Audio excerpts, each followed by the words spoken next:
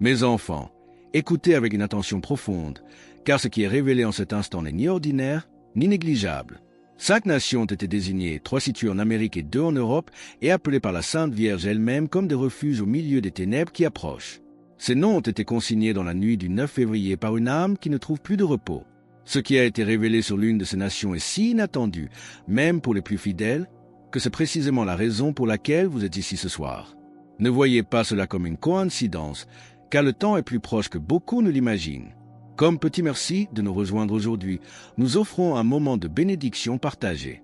Commentez avec le mot « foi » si vous êtes ouvert à recevoir une pensée finale spéciale, dédiée à tous ceux qui participent. Et s'il vous plaît, appuyez sur « j'aime » si vous appréciez ce moment. Restez bien avec nous jusqu'à la fin, car il existe une phrase prononcée cette nuit-là, une phrase destinée à atteindre toutes les âmes avant que le prochain cycle lunaire ne s'achève. Cette phrase ne sera révélée qu'au terme de notre récit. Si ce message est parvenu jusqu'à vous, c'est pour une raison précise. Montrez que vous croyez que le ciel parle encore aujourd'hui par un geste simple. Laissez votre « j'aime ». Ce n'est pas un simple clic, car chaque petit geste peut être utilisé par Jésus pour toucher des vies assoiffées de réconfort. Écrivez aussi dans les commentaires « Saint Michel bien-aimé, protège et sauve mon foyer ».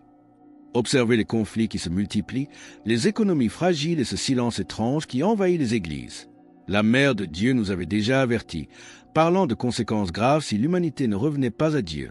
Cependant, beaucoup ne comprennent pas que l'obscurité physique à venir n'est que le reflet d'une blessure plus profonde au sein des âmes humaines. Mais quelles sont ces 5 nations choisies et pourquoi ont-elles été sélectionnées parmi tant d'autres? La voyante, une femme consacrée vivant dans la prière, a décrit comment, alors qu'elle priait pour un membre de sa famille, l'atmosphère autour d'elle a basculé. Un silence intense a tout envahi, suivi d'un doux parfum venu d'ailleurs. La Vierge est apparue avec une sérénité qui transcendait le temps et a demandé que tout soit enregistré.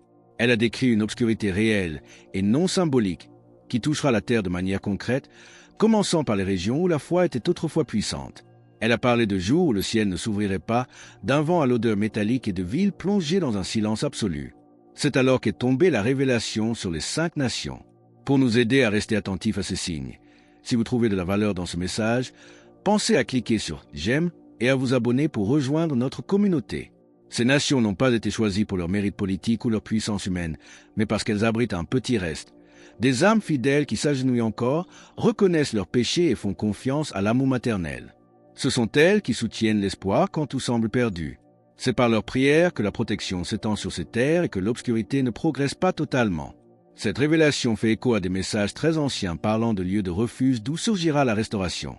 Comme le dit le psaume 91, 4, « Il te couvrira de ses plumes et tu trouveras un refuge sous ses ailes. Sa fidélité est un bouclier et une cuirasse. » Mais pourquoi tant de prières semblent-elles rester sans réponse? Pourquoi, malgré les actes de foi, beaucoup ressentent-ils encore la présence du mal et une peur paralysante face à l'avenir? La réponse est directe. Il existe des blocages intérieurs, des portes qu'il faut fermer.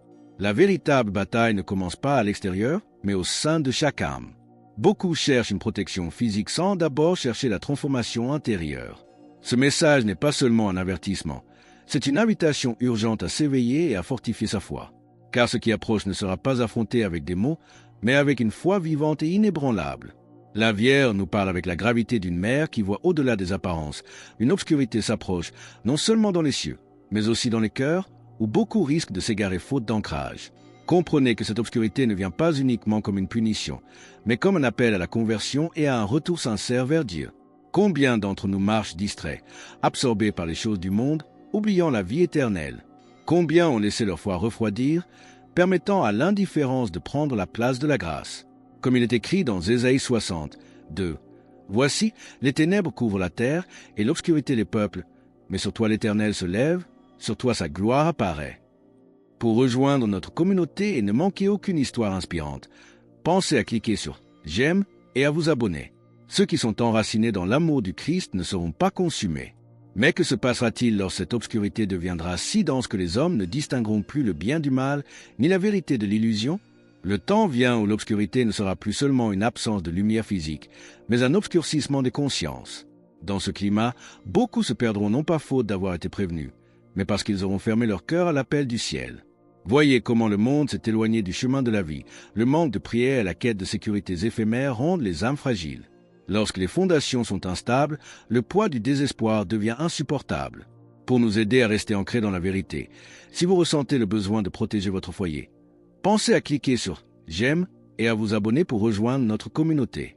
Le véritable refuge ne se trouvera ni dans les richesses, ni dans les promesses humaines, mais dans une foi vécue et une confiance persévérante. Celui qui cherche la grâce et reste vigilant ne sera pas vaincu, car il portera en lui une lumière qui ne s'éteint pas. La résistance à cet appel sera, pour beaucoup, la cause de leur chute, car s'éloigner de la source de la vie, c'est devenir vulnérable aux ombres. Comme nous le rappelle l'Évangile, « Je suis la lumière du monde. Celui qui me suit ne marchera pas dans les ténèbres, mais il aura la lumière de la vie. » Jean 8h12. Écrivez avec foi dans les commentaires. Saint Michel bien-aimé, protège et sauve mon foyer. Faites de vos maisons des lieux où la paix peut demeurer et où l'amour est plus fort que la peur. Mais quel est cet outil puissant, ce bouclier silencieux que la Vierge nous demande de reprendre pour protéger nos familles des ténèbres intérieures? Mes enfants, je vous invite avec insistance à une pratique simple et profonde. Priez le Saint-Rosaire.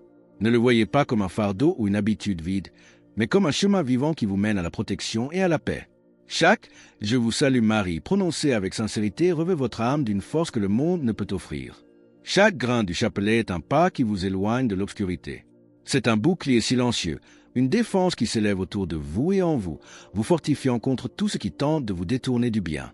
Pour rejoindre notre communauté et ne manquer aucune de ces paroles de sagesse, pensez à cliquer sur « J'aime » et à vous abonner. N'attendez pas de vous sentir parfait pour commencer. Priez dans votre faiblesse, dans votre fatigue, et même quand il vous semble que rien ne se passe. C'est dans la persévérance silencieuse que la grâce agit le plus profondément. Le rosaire vous aide à réaligner vos pas sur ceux de mon Fils, à contempler sa vie et à laisser ses enseignements corriger vos choix. Ne laissez pas le bruit du monde étouffer la voix douce de Dieu. Comme il est écrit dans le psaume 119, 105, « Ta parole est une lampe à mes pieds et une lumière sur mon sentier. » Faites du rosaire un compagnon fidèle dans vos foyers. Enseignez à vos proches que la vraie protection réside dans la grâce. Mais comment rester debout quand le mal semble s'infiltrer silencieusement, faisant passer l'erreur pour la vérité et le vide pour une solution suffisante? L'obscurité qui menace le monde est dense, mais le mal s'infiltre souvent de manière plus subtile. Il affaiblit la foi, sème la confusion et fait paraître l'erreur comme une vérité acceptable. Je vous ai prévenu non pour que vous viviez dans l'effroi, mais pour que vous vous réveilliez tant qu'il en est encore temps. Il y aura des moments où beaucoup ne sauront plus où aller, où l'espoir semblera lointain. À ce moment-là, ceux qui ne seront pas fermes dans la foi ressentiront le poids du désespoir. Mais vous, mes enfants, vous avez été appelés à la lumière. Pour rester unis dans cette force spirituelle, pensez à cliquer sur « J'aime » et à vous abonner pour rejoindre notre communauté. Ne méprisez pas les avertissements du ciel. Chaque appel est une opportunité de changement. N'attendez pas que tout soit en plein chaos pour chercher Dieu. Commencez maintenant, dans le silence de votre être intérieur, par la sincérité de votre foi. Gardez vos cœurs, veillez sur vos pensées et protégez vos foyers. Celui qui construit sa vie sur le roc ne sera pas renversé par les tempêtes. Comme le dit Matthieu 7h25. La pluie est tombée, les torrents sont venus, les vents ont soufflé et se sont jetés contre cette maison. Elle n'est point tombée, parce qu'elle était fondée sur le roc. Ma présence à vos côtés est discrète mais constante. Pourtant, pour mener à bien ce combat spirituel, nous avons besoin d'un défenseur puissant, d'un archange dont le nom seul fait trembler l'ennemi. Qui est ce protecteur et comment invoquer son aide?